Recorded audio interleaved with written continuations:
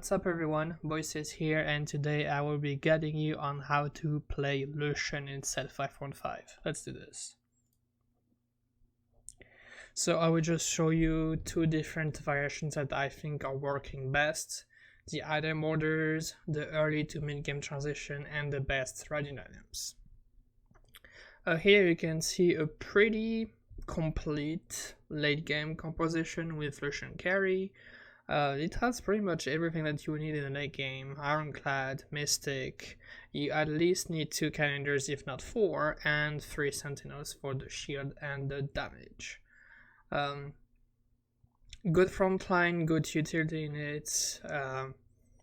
Yeah, this is, I think, at the bottom of A tier right now, and you should have seen it a lot in your first day anyways.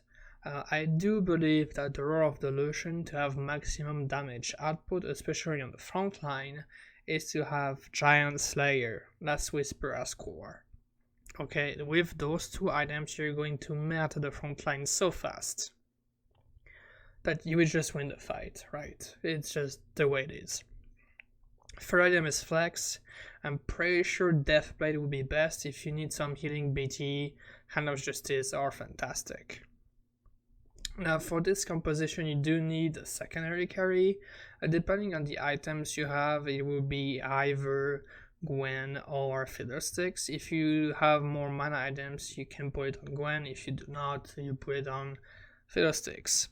Your tanky items are going to go on Rel and Galio. Those are just the best tanks right now, almost in the game really, if you don't count Revenant. But yeah, very strong. This is definitely a fast 8 composition. I will go over that later. This is just one complete version of it. Another version I can talk about is 4 Cannoneers. So for 4 Cannoneers you really need to have your frontline upgrade. If you do not have your frontline upgrade, it's just gonna die too fast and the Lucian is not gonna have time to ulti multiple times. You will have access to the backline with the Tristana, but the extra, I think, yeah, 200% damage is not gonna do that much every 5th shot. But having something like this in a mid game is also very strong. Okay, this positioning is good. The Volt in the middle always, so he can hold where there is the most units. Galio to absorb the maximum damage, and the Rel on the opposite side of the carry, so she can shield. Yeah, there is not much more to cover about this. Tanky items same on the Galio and the Volibear, those items on the Lucian. As far as radiant items, so the best radiant item here would be the Giant Slayer. It's so good, it's insane on the Lucian. If you can get it, just go for it. That would be the best damage item you can get on him. Deathblade is okay, BT is okay as well. Just GS is so much better. If you do not get one of those, I recommend going for the tanky ones. The tanky radiant items, in my opinion, are the best, at least for now. So anything to Trapclaw, to Warmogs, to Sunfire, they are all, in my opinion, in the S tier. You can put it on Galio, you can put it on Volibear, you can put it on any other frontline unit, and it would be really good. I will never pick the Rageblade. GA is another okay items in this composition.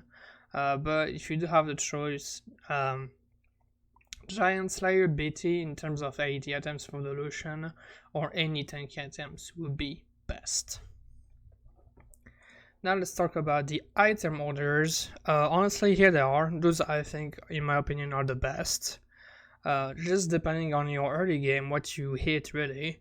You'd have a couple of 1 cost, couple of 2 costs, couple of 3 costs.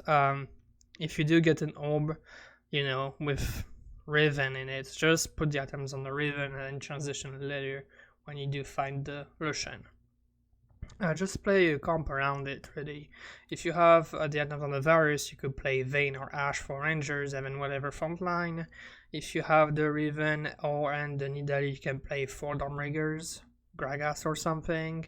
If you have Kalista, you can play Abomination. If you have Olaf, you can play Sentinel and Skirmishers.